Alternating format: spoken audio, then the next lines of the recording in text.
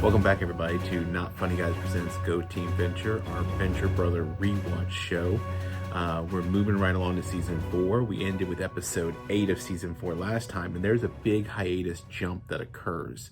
So the last episode we looked at in episode 8, Pinstripes and Poltergeist, aired on December 13th, 2009, and ended the first run, or part 1, of season 4. We now pick up with the diving bell and the butter glider.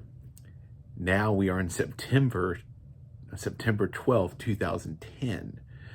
This one written by co-creator Jackson Public. And we find ourselves opening this one. Rusty has collapsed during an arching and has gone sort of catatonic. He is taken to the hospital. Everything is messed up. He ends up back at the compound. They have to call Billy and Pete to come help him. They decide they're going to use the X3 to go inside him in some weird version of inner space, good, bad sci-fi movies. They find out it's missing, so they then go to Sphinx to try and use their submarine, which eventually they do get authorization. Billy shrinks them and injects them into Rusty's bloodstream. They discover that the source of Rusty's distress is a blockage, a blood clot. It turns out that it is the X3 that somehow got lost inside of him, which has skeletons of Hank and Dean's, some previous version of them that disappeared. I don't remember which ones. Brock even says the number, the 17s or something like that. He knows them by numbers.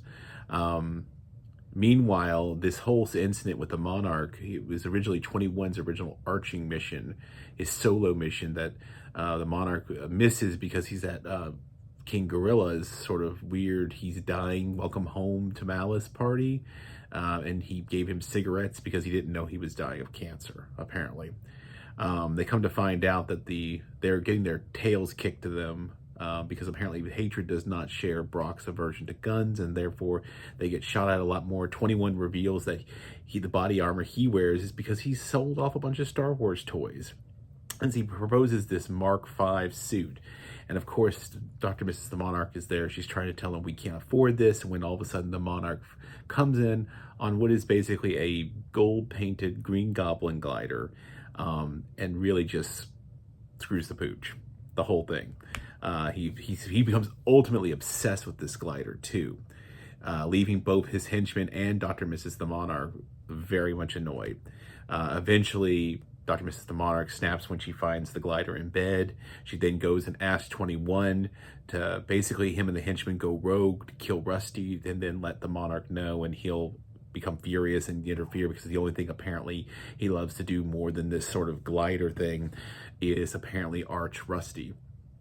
And so while we're doing this, the boys and Brock are clearing the blood clot, trying to figure this out. They free the sub. The Sphinx sub gets to the tear duct where it's supposed to exit later. They're still trying to make their way when the Monarch now, the henchmen attack, darting Hatred, and he basically gets inside, tries to do a lockdown. They then make Helper unlock it, get inside. The Monarch finally shows up to basically override the situation. Arch Rusty himself, and then of course, unfortunately, when he takes Rusty's body out, they shoot the shrink ray and then make him grow, and makes a huge crater. And of course, this is when Sphinx's thing escapes, but we've come to find out that the glider crashes too, so that's all gone. We've set things right, but we've also come to find out later in the post-credit scenes that Brock and the boys are still inside there in the X3, and so they did not get out, and so they are now in Rusty's prostate.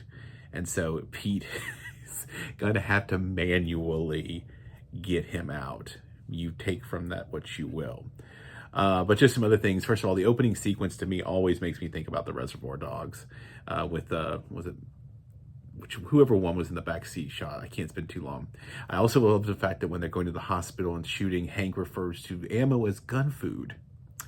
Of course, we found out King Gorilla's dying when Billy and Pete apparently have their own signal on the roof, and apparently spent $10 million from where on this transport motorcycles, suits, and like this carrier, like it's got a sidecar and all this.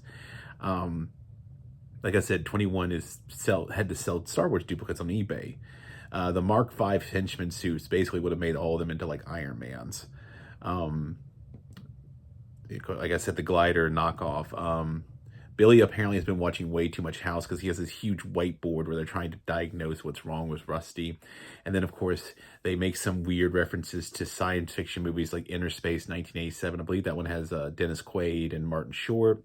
And then The Fantastic Voyage from 1966 where they shrunk down in order to go inside. They make all kinds of fun references. But this is when they eventually go to Spinks, and this is where they find that the X3 is missing.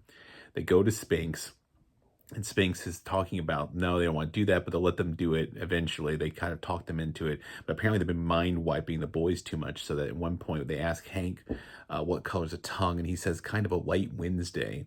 And Dean asks what day of the week it is, and he says Sagittarius.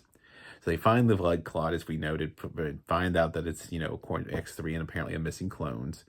And then we also have a whole situation where 24's ghost and the way it's interacting with 21, I didn't think of this until recently, and I was reading some stuff. It kind of reminds me of the way that the number 6 in the remake of Battlestar Galactica messes with Gaius Baltar's head.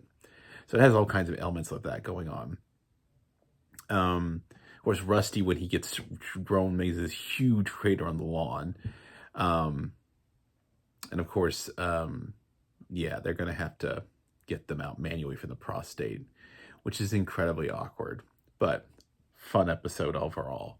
Doesn't necessarily advance any of the storyline, though. We do also, by the way, with the glider, we get a whole kind of Aladdin whole new world thing going on. And if you look up on Venture Brothers Wiki, apparently they have all the song lyrics, also all the stats for the Mark V. I'll make sure to put the description link in for that URL in the description for the video, so you should check that out. All right, time to move on to our next episode.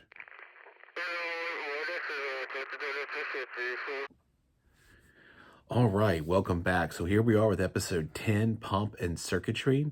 Originally aired September 19th, 2010. This one also written by Jackson Public. We find Dean and Hank and Dean waking up in their learning beds. They've graduated, supposedly. Dean gets printed a certificate for graduation, but Hank does not. And so then they are taken in. Apparently they have to spend some time with Billy, who's not really qualified as a counselor, but in the process of talking about potential jobs and careers, they really do focus on Hank, because apparently at one point he thinks he'll be a drifter like David Banner, which apparently is a reference to the Incredible Hulk TV show where it was David Bruce Banner, and how Billy has to point that out to him. He also apparently listed Batman twice, which apparently is because it's Golden Age and post-crisis Batmans, which he is quick to note are two different people. So Hank is sort of left to figure out his life, while apparently Rusty is taking Dean to go to the state college, where he's sure that because he's a legacy, he can get him in. He did not send an application.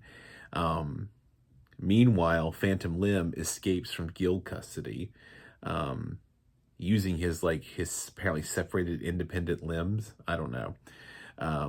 He then goes along and apparently recruits, somehow using his Boys Brigade days where they were on the same team. He goes and decides he's going to recruit Dr. Impossible, to join him.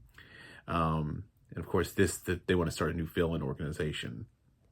They go to his first public appearance, which is the opening of his new science building. We come to find out that the old science building that got blown up and damaged Underbite, that was apparently the Monarch's fault, is still blamed on Rusty. We then find the guild basically tries to attack him inside the building. He gets a hold of his machine and escapes, and he regrows his limbs, and apparently Baron Underbite wants to join them. Meanwhile, Hank tries to join Spinks. They put him through a whole series of tests where they tie him up, everything. And Brock is still off on this mission where they don't know what's happened to him. Apparently, from my impression of gorillas and Swiss Guard outfits, he might be trying to break into some secret vault of the Vatican.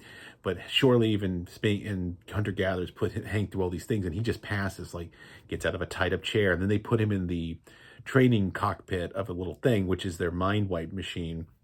He had put on a tinfoil hat. It doesn't work. Ultimately, he's rejected because not only does he not have a high school diploma, which eventually does print out, but Brock also lets him know that he also is not 18. So, and then of course in the post-cred scenes, this is where we find Impossible has regrown his regrown phantom limbs, missing limbs, and this is where Underbite shows up wanting to join them, of course. I love the fact that Rusty has dubbed his voice over the boys' learning beds from his father, so it doesn't say Rusty. It says, you know, Hank and Dean. The independent limbs thing and the boys' brigade photo only makes sense later when you first see it. We also have like the David Banner, the post-crisis, the Golden Age Batmans, state visits. When Hank says he wants to join the army and Hatred gets all, he means Spinks. And of course, the Swiss Guards. And apparently we come to find out also, by the way, that Rusty did not graduate State College either. He got an honor degree, which is basically the Tijuana University from all the way back in episode 1. And at this point, we also have Richard Impossible. We have a new voice. Now we have the actor, legendary Saturday Night Live comedy actor and star of Barry, Bill Hader. I think he voices him for this season only. But yeah, we have some fun insights there. I still love that Hank wore the tinfoil mind wipe, and he gets out of all their attempts to control him, which they keep trying to push to him as tests. And of course, one point, Richard Impossible blows himself up as a giant flag to distract from the fact that inside the Guild and Phantom Limb are having it out. So, fun episode, pretty tight episode. But we'll go from there. So, Wednesday, we will be looking into episode 11, Any Which Way But Zeus. And then we will also be looking at Everybody Comes to Hank's. So, that's episodes 11 and 12. So, until then, like, subscribe, share, come on in, have fun. The main podcast, Off the Reels, is back up and going. You can check out the links for that in the description as well. I think I still have those in there. If not, I'll put them back. Otherwise, I will see you Wednesday. Until then, go Team Venture.